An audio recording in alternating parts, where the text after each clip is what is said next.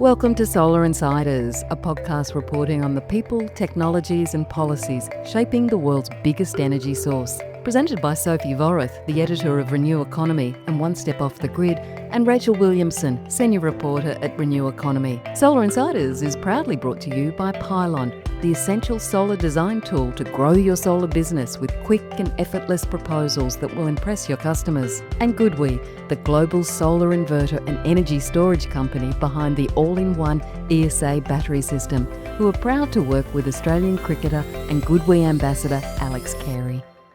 Hello and welcome to Solar Insiders. My name is Sophie Woodroofe and I am the editor at Renew Economy. And joining me today, as every week, we have Rachel Williamson, our lead reporter. How are you, Rachel? I'm great, Soph. How are you doing? Yeah, not too bad, not too bad. A few bugs going around my household at the moment, which I'm sure I'm not... Everywhere. Not the Lone Ranger. Vaccinations, people, because... Yes. Right. I was all booked in for this week, but I think I'm going to have to hold off. I don't know. What's the word on that? Do you get a vaccine when you're already unwell, or depends what it is, I suppose. Anyway, enough of vaccines and a little bit of literature, because my interview subject this week is Thom Woodroofe, who is an expert in Australian and global climate policy. He worked with Kevin Rudd, he worked with Malcolm Turnbull, he worked on the Paris Accord, and he worked really hard to get the next COP in Australia. So I think that was probably a bit soul-destroying for him. But he has also been working on a book, and he has a baby. So one of those people. Yeah, one of those high achievers that make us all look bad. He has released a book on Monday. It's called Power, Prosperity and the Planet, Climate Energy Policy for All. And I think the timing is wonderful, because as I was saying to him, I've really noticed that while Australia's going really well at the moment, touch wood, with its renewable energy policy and its climate ambition, obviously there's always plenty of room to do better, politicians. We've been doing all right, comparatively speaking. But because of the other events happening in the world and because of various economic headwinds, I've really noticed that the connection between climate change and renewables has really kind of disappeared, and people are very much talking about it as either a cost of living measure that we should all be bracing, or if you come from the other side of politics, it's reckless renewables that's driving up the cost of power. And so it's really become tethered to economics, and not in as helpful a way as I think it could be. And really, I think that's where Thom is getting to with this book. He really wants to share what he's experienced and learned around the world and in Australian politics, and not just talk about what's missing from our discussion and our thinking, but also what else we can do. Some really interesting policy ideas. At one point, he says that he thinks we should be making solar as standard to a property as a smoke alarm, which I think is a great line and a great idea. Obviously quite different, but, it does still enrage me that it's not, a feature of new building. It just isn't. A lot of new building it is, but not nearly enough. So yes, it's a great read. I can highly recommend it. But what we will do now is have a listen to my chat with Thom, and then we'll come back and talk about some news of the week. But for now, here is Thom Woodroofe. Thom Woodroofe, welcome to Solar Insiders. Hey Sophie, so good to be here. Thanks for doing this. It's a pleasure. Now, we are talking because you have a baby, a new baby, a literal baby, and a toddler, I believe. And you have a book baby. A third baby. A third baby that I see in the notes you wrote in the wee hours of the morning often in your paternity leave, which is quite an achievement. It's not something that I managed to in my maternity leave at all. Yeah, but any mother will groan, because I began the project by thinking I'm going to have a lot of time on paternity leave to think and write while she What sleeps. else will I be doing? And I quickly realized that was absolutely crazy. And the only way I'd possibly meet deadline was to get up earlier than the kids, but most importantly, then go to bed at the same time as the kids. So yes, it's that's how it got done. an interesting part of your life where your schedule takes on some crazy times. But yes, so congratulations. The book is called Power, Prosperity and Planet. And I just can't think of a better time for this book to come out because, the world is in a crazy place at the moment. And in that world, Australia is finally in a position where it is doing some good work on climate action and on, the things that are critical to climate action, such as shifting to renewables. But what I'm noticing is that the conversation has disconnected from climate, and it's all about selling it as a cost of living measure, which it is. But I think your book is really interesting in that you're trying to reunite those two things and really show Middle Australia that, as Chris Bowen likes to say, what is good for the pocket is good for the planet.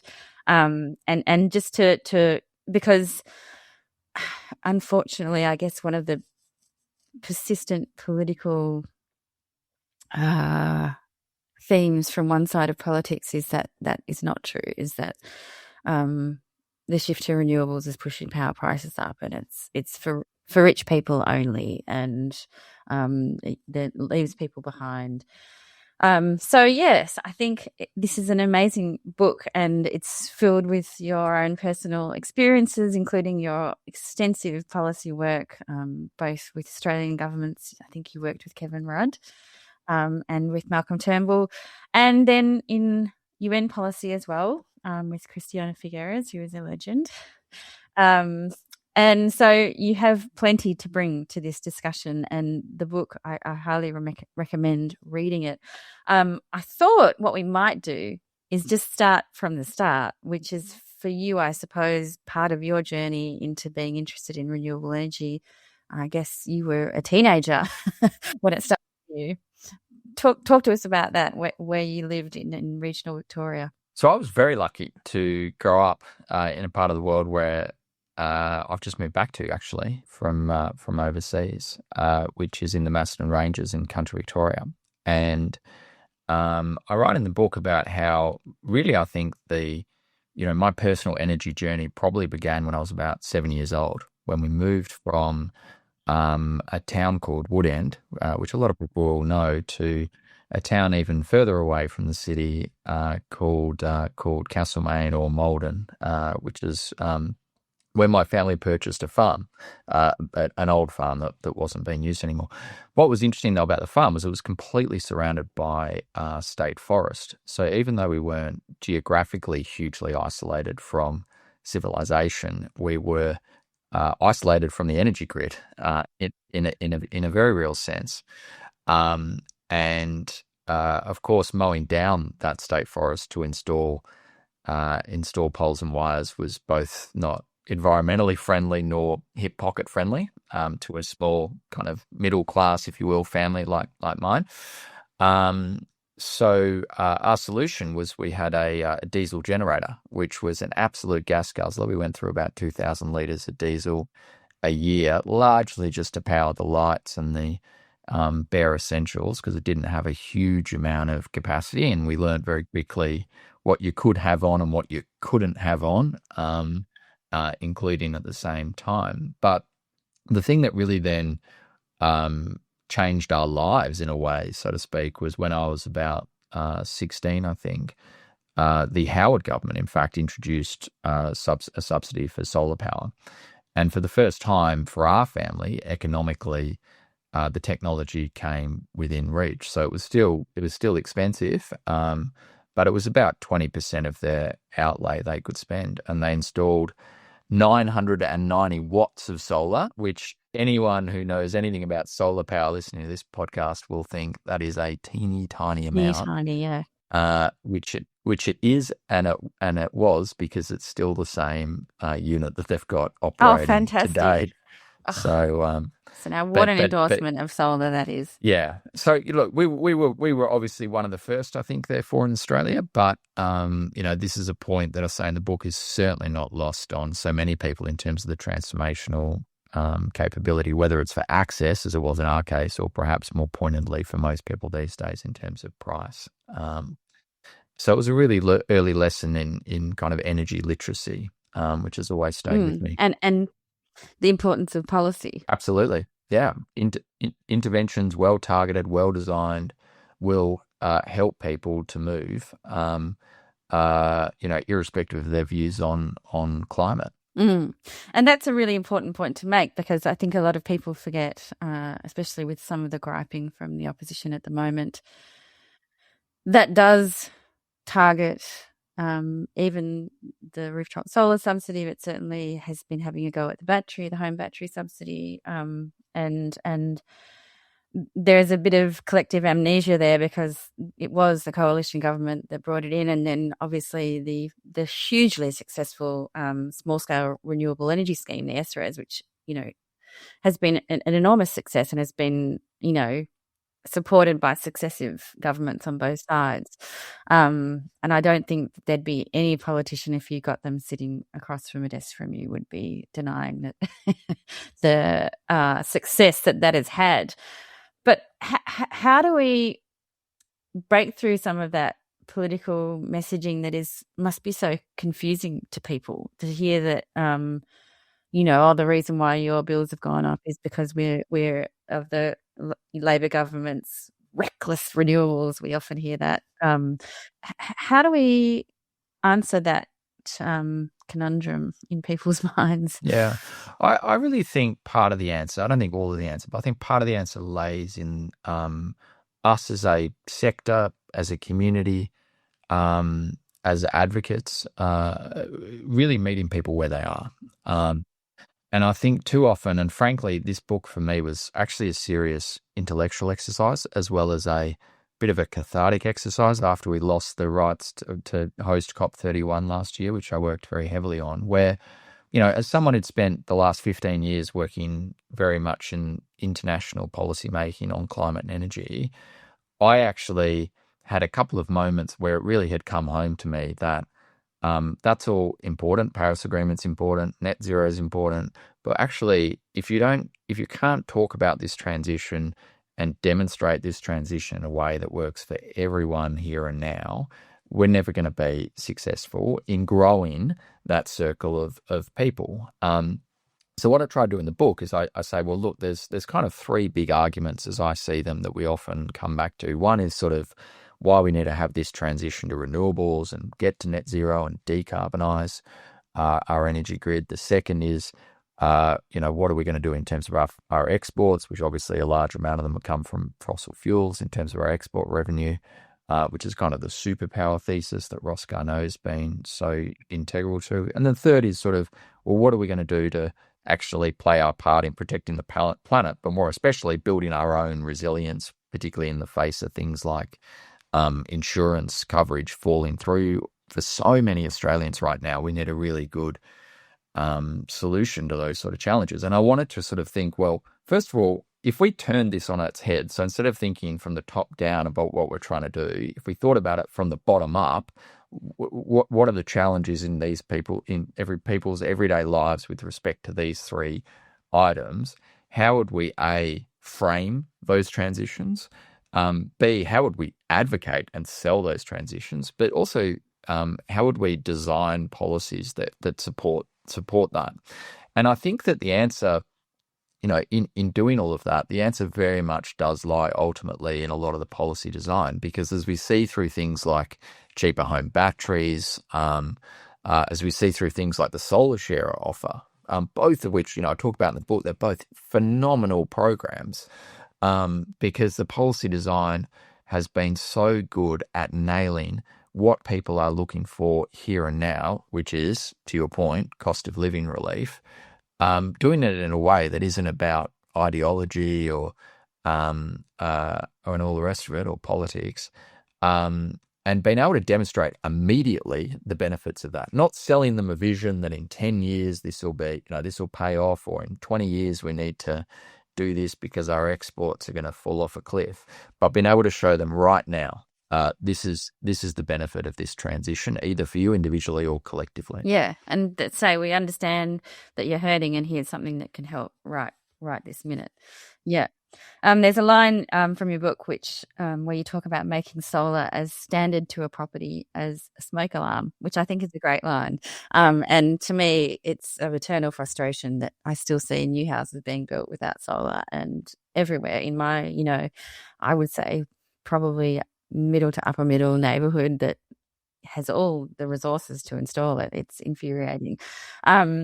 And you have some really interesting ideas about how to help make that happen. And one of them you talk about, a point of sale policy where you could make it mandatory, or there's a discount on the stamp duty. Talk to us a bit more about that sort of concept. Yeah, I mean, we all know that the sort of stats generally of the rollout, right? And often we kind of beat our chest about them and think that means we're on a really good trajectory.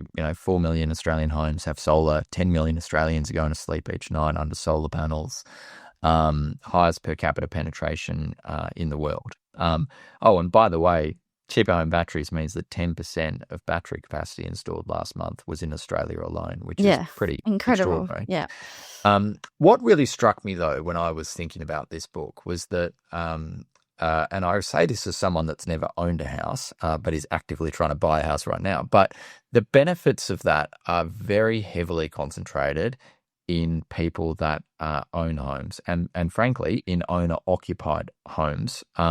So what that is not helping is people who are often struggling the most with cost of living and energy bills, who are renting, not exclusively struggling, but there's a very large crossover there in terms of demographics. And what I think, therefore, the sort of next wave of our policy making needs to do, including just because we're going to reach an artificial cap here in terms of the attractiveness of policy, is to really deliberately target homes that are occupied by renters. So a couple of ideas I talk about is, one, if we were to try and standardize solar panels in every house, one way to do it, as you say, would be to provide a stamp duty discount at the point of sale. Another would be to think about whether even there were particular types of green mortgages that were available, being mindful that your inherent risk in actually being able to service that loan is enhanced by having solar panels, because solar panels is reducing your outlay in terms of your energy bills, right? I talk about the fact that we should be accelerating the depreciation schedule for solar panels when it comes to investment properties. At the moment, it's 20 years to install them. And look, my parents, who 30 years later, or almost 30 years later, still have the same solar panels, is rare. And if we could accelerate that and maybe have an immediate write-off at the beginning, I think that would really help as well. So they're the kind of ideas that I feel would really help. And the other part of it, I think, that we've all got to be mindful of is the other side of this coin is always energy efficiency. And I talk as well in the book about a number of steps that we could do to enhance energy efficiency in the country.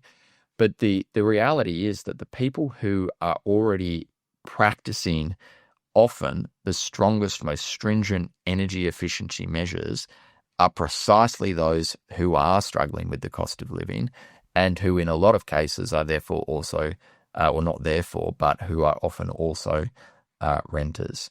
So they're the kind of very deliberate policy design that I think helps us target those individuals. And as I make the argument in the book, therefore helps us grow that constituency for climate action and over time. Yeah.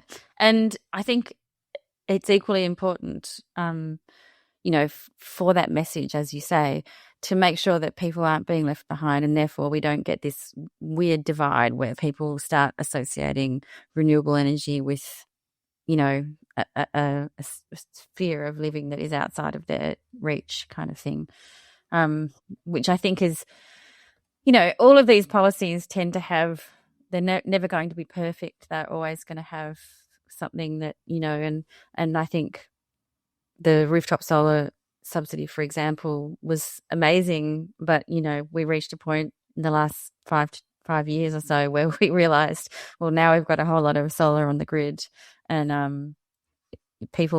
the tariffs are going right down, and that's affecting so yeah, we just have to constantly evolve. And I was wondering, in your experiences living overseas and working in, other policy areas, what have you seen in other countries that you feel like has really worked in getting people on board and bringing them into the picture? Yeah, well, when it comes to energy efficiency, I mean, one example I write about in the book from the UK, where I lived in around 2015. But in 2015, under a Conservative government, I might add, they introduced the minimum energy efficiency scheme. And what that meant, and look, some state governments in Australia have a somewhat similar scheme, but it's often limited in its what it encompasses.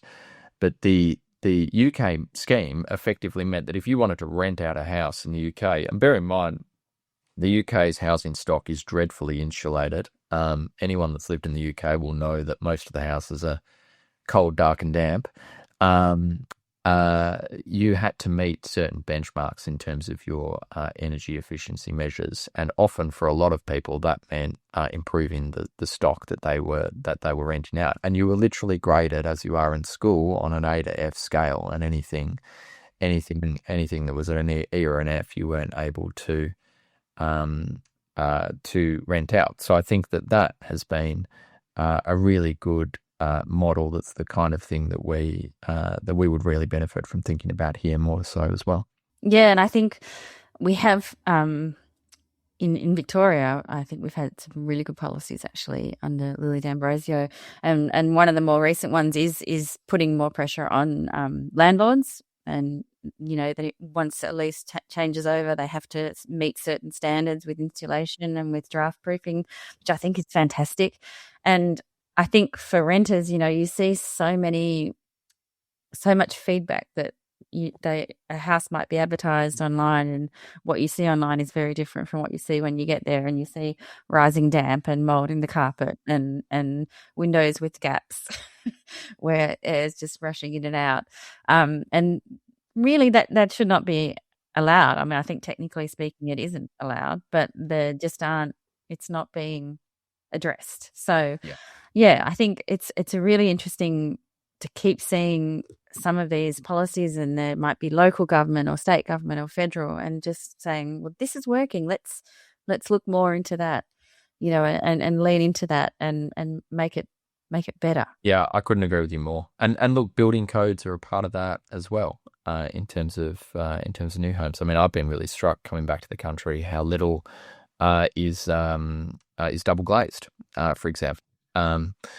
Which is only, as I understand it, a relatively new introduction to the building code, which is kind of extraordinary when you think about it.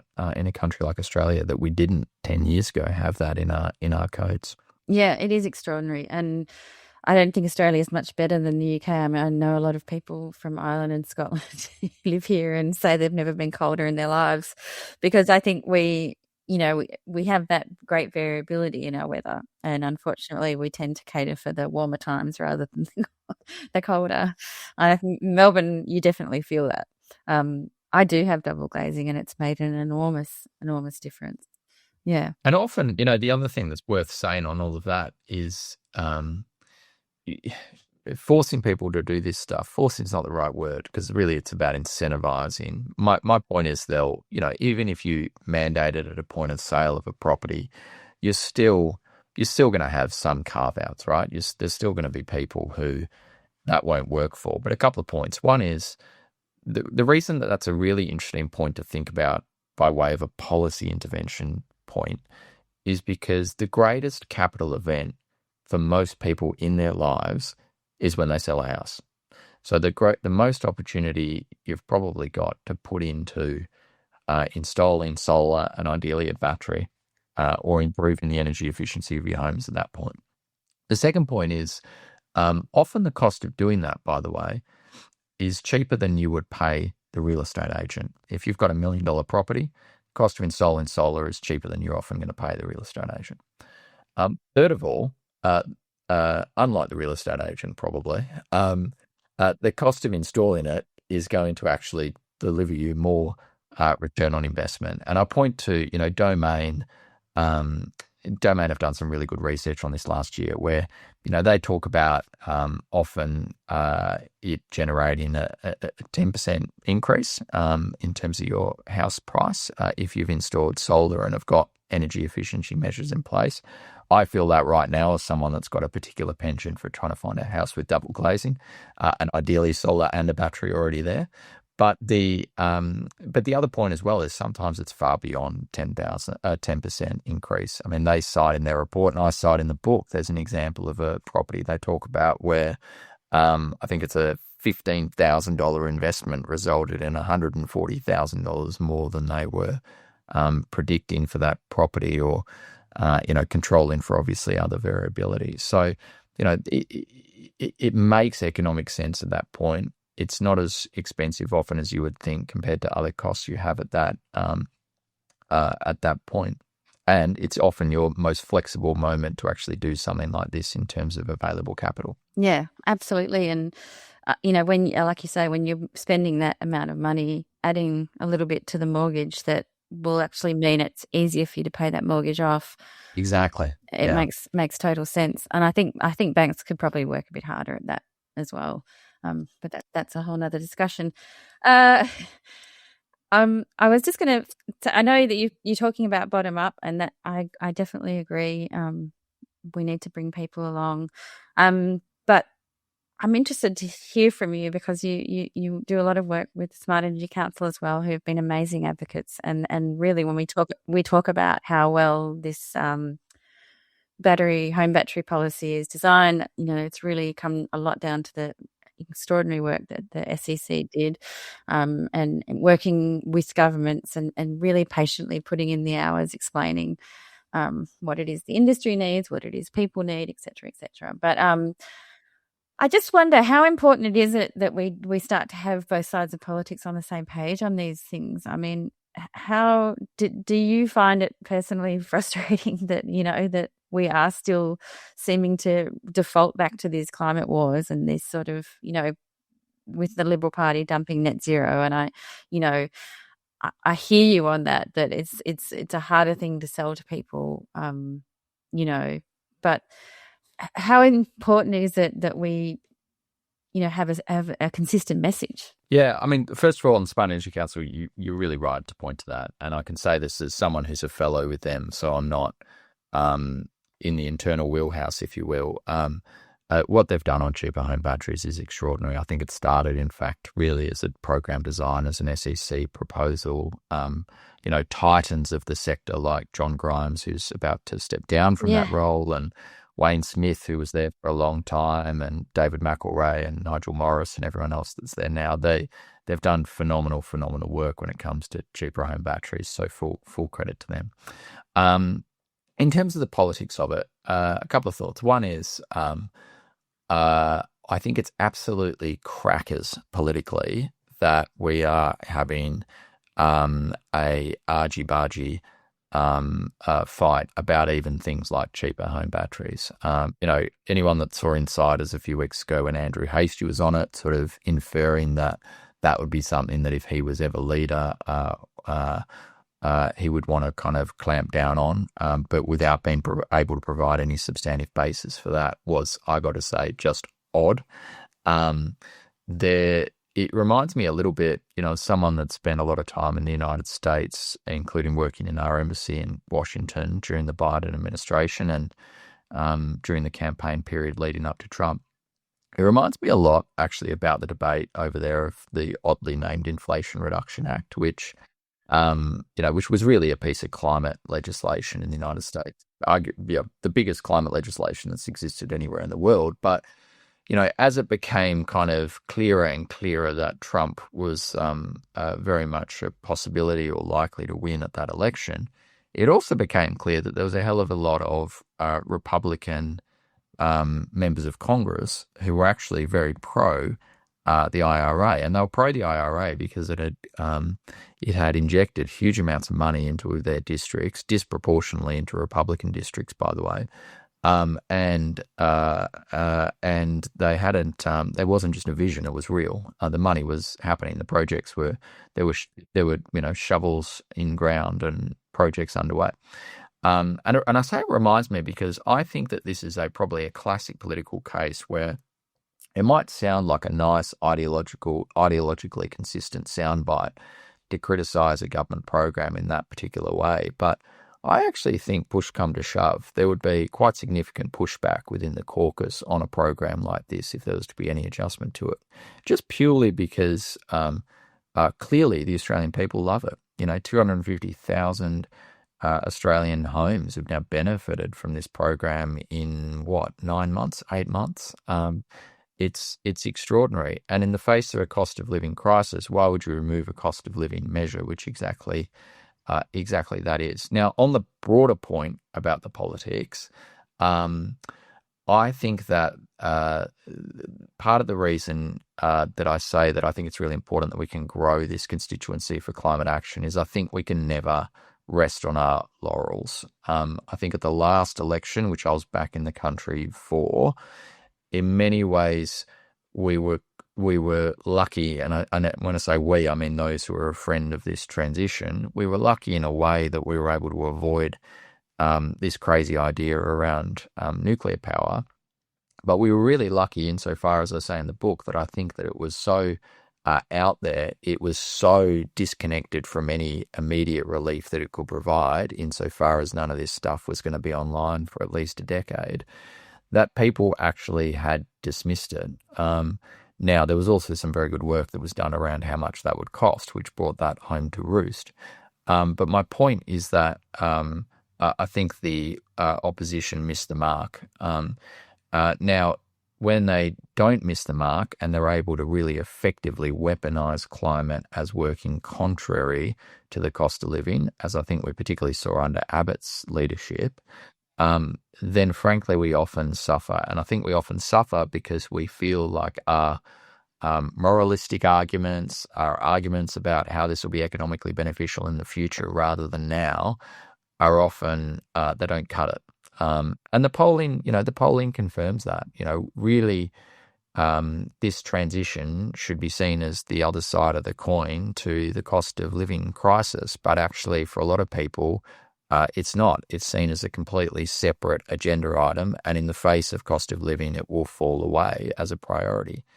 And the blunt reality, I fear, is that I think cost of living is going to be a challenge for a long time to come. We've seen a rolling crisis really now since COVID, and then of course with Russia's invasion of Ukraine, now with the Straits of Hormuz. It is very hard to see a lot of the developed world, or the world generally, being in a situation where cost of living is actually not something that is politically front of mind for people going into their ballot booths. So that's why I think it's always really important to just think, as I say, about here and now. Now, will we be able to convince the opposition to have a much more friendly pro-renewables policy? I'm not so sure, but I think actually the best way to do that is not necessarily always just through sector advocacy and the converted advocating those points, but it's actually when they start to see their base, their constituency moving. And that's why I made that point about cheaper home batteries, because I think that within the caucus, I imagine there's a very keen awareness that a lot of people who might consider themselves, say, traditional Liberal voters or traditional National voters have actually taken the step now of getting a battery. And that starts to shift, I think, the ideological currents somewhat. So that's why these measures can be so important. Yeah, and I think batteries in general are being a real game changer across the board. And people are seeing that, and as a matter of fact, there is a plan and there is a way to firm this energy. And, I think the other good point to make about the cheaper home batteries rebate is that it also solves a grid problem at the same time, or starts to solve it, and that's another thing that's really important about it. You can't, we're trying to soak up all of this precious solar that we've been so clever to install, and that could only be a good thing and push prices down for everyone. And that's a really important message. Yeah. and helps with the broader constituency, including people who don't have solar, can't afford even with some of these steps maybe to get solar, or the circumstances and timing just isn't quite right, or maybe they live in an apartment block in the city. So you're right, those distributed benefits or those kind of second-tier benefits are super important, which also, for example, is why I think the solar sharer offer is so profound, not necessarily just because it provides, and I say this in the book, not necessarily just because it provides some free power for a few hours a day, but because actually it's really the first policy that a lot of, I think, liberal democracies around the world who are struggling with justifying this transition in the face of such vehement opposition, politically, ideologically, in the media, misinformation, all the rest of it, what that policy does is it actually shows people, whether you, again, are pro-renewables or not, it just gives you a benefit of renewables. And there's nothing quite like that, I think, in terms of changing hearts and minds. No, exactly. And I think, we've got a lot of work still to do. And I think what we're seeing at the moment is a lot of, I would say, robust debate in the regulatory and rulemaking space around tariffs, around what networks can and can't do. And this is all going to be very interesting and has to be watched closely. And we have to keep evolving to make sure all of these things do benefit consumers. But I really think we're on the right track. And I think that your book is such a valuable insight to, I guess, what's going on all around the world aside from just Australia, and how important that is for all of us. And I thought we could maybe close. There's a quote that I love, which says, "For those unable to install solar panels or a battery, the best thing they can do to keep their electricity bill as cheap as possible is to back the grid's transition to renewables," which I think is just what you've just been saying for the last 5 minutes, and it's a great message. We just need to keep making sure that it's coming through loud and clear, I guess. Yeah. But, in the face of nothing else, you have an understanding that this transition will benefit you, is benefiting you, which I think comes back to our ability to tell that story here and now and counter misinformation like renewables are increasing your electricity bill, which isn't the case. But yeah, no, that's really nice to hear. Yeah, and I think that your book does that, and having people like you tell these stories who have been in the trenches, so to speak, is great. So all the best with it. I know it's going to be hitting bookstores and you're going to be doing a bit of a tour. Is there anything you want to tell us about that? Can people come and see you? Yeah, so we're launching the book on Monday, the 27th of April. I'm not sure when this podcast will come out, but Kevin Rudd and Malcolm Turnbull, to your very good point around the need for bipartisanship where possible, they're going to co-launch the book with Christiana Figueres, which is great. We've then got events throughout Adelaide, Sydney, Brisbane, another one in Melbourne, and a couple in country Victoria, basically over the next 3 or 4 weeks. And then later in the year, we'll do some festivals in some other places. But probably the best place to see all of those links is to look me up on social media. Or check out the books page on the Monash University Publishing website. But please order the book. It fits in your pocket. I think if you're a fast reader, you can do it. It's a short book. As someone, a good friend of mine said to me recently, the testimonial is almost longer than the text. But it's something you can probably knock over in an hour or maybe even less. Few train trips to work. Yeah. But it'd mean a lot to me if people do buy it. Well done, and all the best with all of your babies and your search for a double glazing. And thank you so much for taking the time to speak to us, and all the best. Thanks, Tom. Thank you so much, Sophie. Really appreciate it. G'day, Alex Carey here, proud ambassador for GoodWe. The GoodWe ESA 3060 all-in-one commercial solution is available now from GoodWe wholesalers. With a massive 50 kilowatt hours of the battery eligible for the federal rebate, it's the perfect solution for small businesses. The commercial energy storage range from GoodWe is growing, with more models launching soon. Visit goodwe.com.au for more information or contact the local GoodWe team. That was Thom Woodroofe, the author of Power, Prosperity and Planet, which is in your bookstores now. Get out and get it and read it. Tom's also out and about doing a few bookstore appearances and readings. I think there might be a few launches as well. I'm going to put some details of that inside the podcast story for people to see. And we may, I'm not entirely sure, we may have some books to give away too, which is something we haven't done on Renew Economy before. So it's exciting new territory for us. We'll have to think of a creative way to make you earn them, you listeners and readers. But on now to the news of the week, Rach. We had a nice little follow-up to last week's Murdoch Media abomination. I'm going to just call it what it was, about solar recycling that just kind of, Yeah, we got a really enthusiastic, quick off the mark email from a public relations professional saying, "Have you seen these guys in Brisbane?" And we had actually seen Pan we Pacific. they have been on our radar. We've seen them a couple of times, but I don't think I've ever spoken to them directly.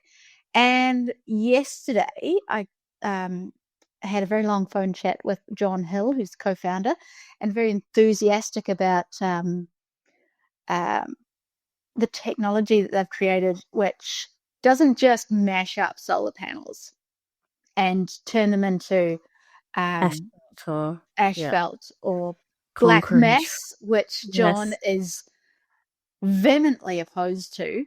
Says it's going to be the asbestos of our times. Yes, he says it's terrible stuff.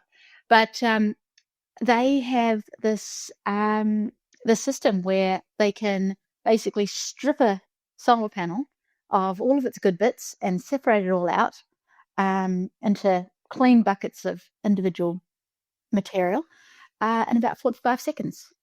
Wow. Yeah. That's fantastic. Yeah. And a bit cagey about some of the proprietary technology.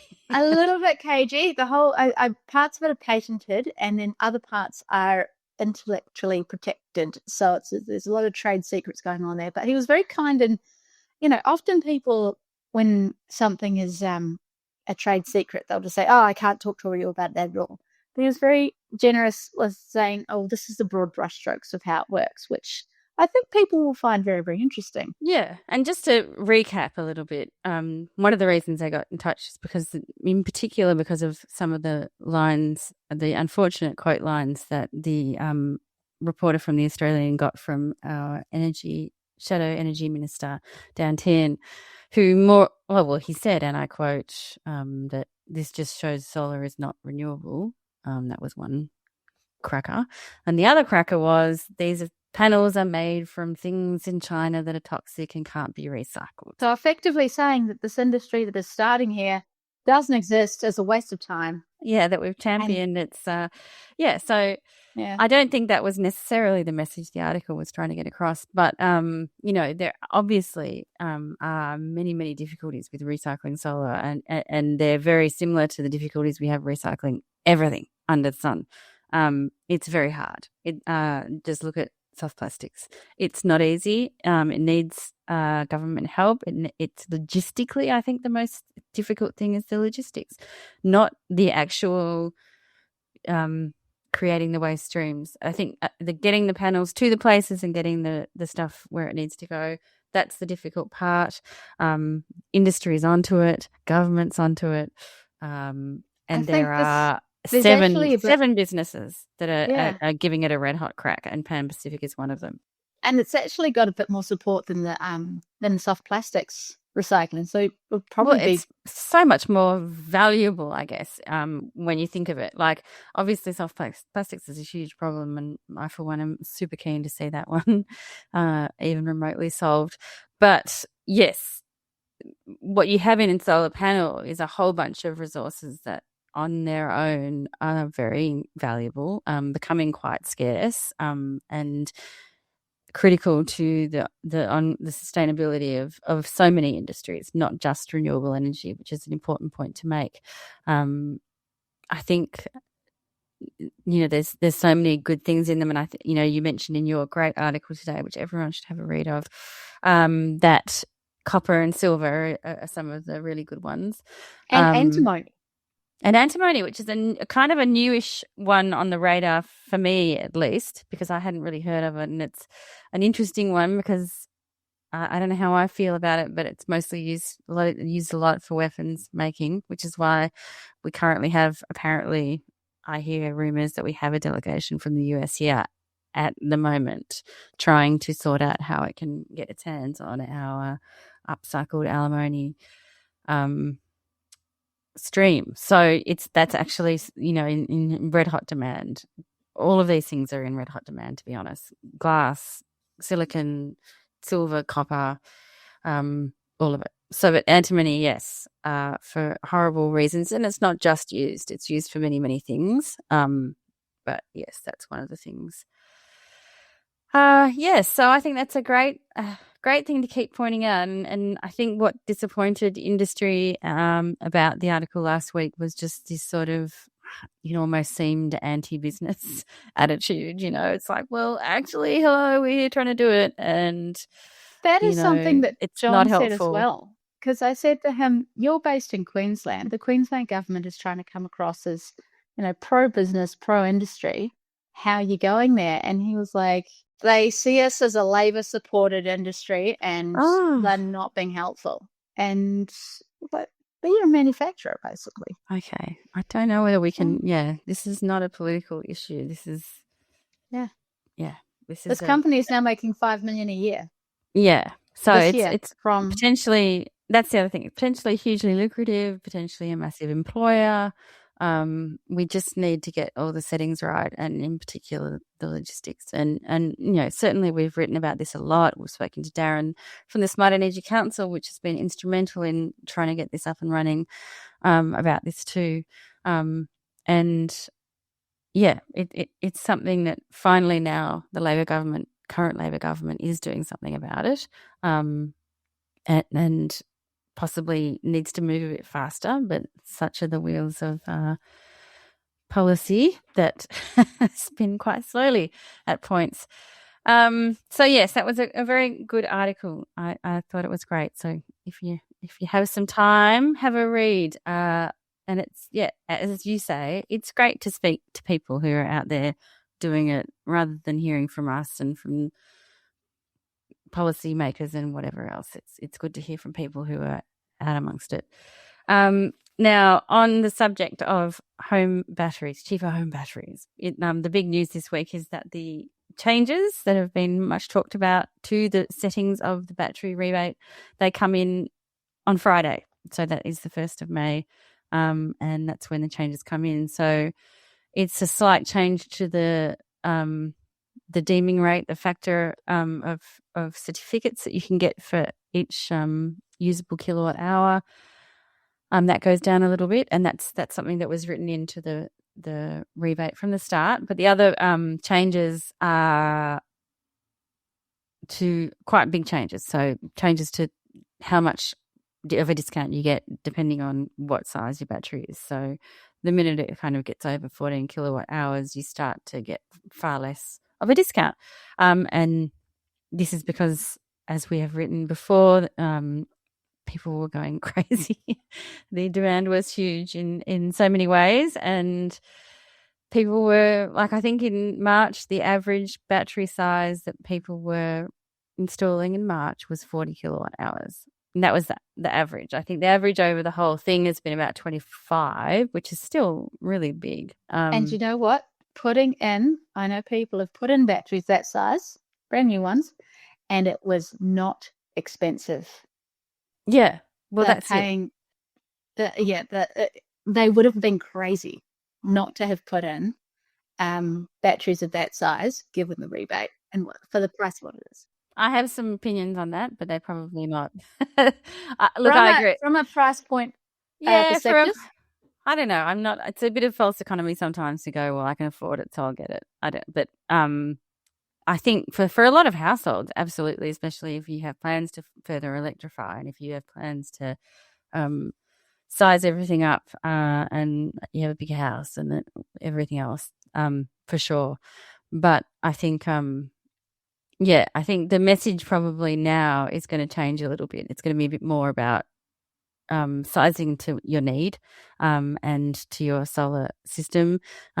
Really talk to your installer about the inverter, because that's a really important part of the equation as far as how much you can use of your battery and how much you can use of your solar and what it does, et cetera, et cetera. Yeah, and it's just going to be really interesting to see how everyone reacts to this, whether it slows down significantly or whether everyone just goes, okay, well, this is the new normal, or whether, as you were saying, because battery prices, some of them have come down so much, and there are some brands on the market now that, by all accounts, are decent batteries that are pretty darn cheap. Maybe people will still go ahead and buy big ones. You still get the full discount on the first 14 kilowatt hours if you get a 40 kilowatt hour battery. It's just, then it goes down in steps above that. So, there are decent discounts to be had, but we are talking, about six grand less for certain batteries. If you were looking at the really big size. For a 40 kilowatt hour battery. Yeah. Whereas the changes to the rate of the STCs, that makes about a few $100 difference to before May 1st. So it's still absolutely, the incentive is still absolutely there to use this rebate, and I certainly think people will keep doing that, and it will be really interesting to talk to people about that at the Smart Energy Conference next week. There'll be heaps of battery people there who can share what they think, and I'm sure they will be forthright. Be great to speak to people at Fox, because they've been going gangbusters with their and batteries. They have one of the cheapest batteries on the market, if not the cheapest. Yeah, I don't know about the cheapest, but certainly it's right down there, and the cheapest on Solar Quotes, that's for sure. Yeah, I think it's one of the cheapest that gets decent feedback. Yeah, so that will be something that we can talk about then, and it's going to be a busy couple of weeks. And on that note, we might leave it there for this week. Rachel and I last year at Smart Energy did some kind of wacky stand-up. Watch this space. Solar Insiders recording. So who knows? You might get more of that action next week. And we have another great interview already in the can that Rachel's done about some of the solar solutions people are coming up with for people and communities and First Nations communities in the Northern Territory. So that's really interesting. For now, though, thank you very much for listening. Thank you for reading. Thank you to our sponsors, GoodWe and Pylon. And we will see you next week. Thanks so much, Rachel. Thanks, Soph. See you next week. Solar Insiders was brought to you by GoodWe. Across residential and commercial installations, GoodWe's all-in-one ESA battery solutions support the solar industry with reliable, flexible energy storage. From rooftops to large projects, GoodWe is helping installers and businesses deliver smarter, clean energy outcomes. Discover more at goodwe.com.au. Solar Insiders is also brought to you by Pylon. Pylon provides easy-to-use solar design software for solar installers and retailers with pay-as-you-go pricing, no monthly costs and no lock-in contracts. Join Australia's top solar companies who trust Pylon to design high-resolution, CEC-ready solar proposals.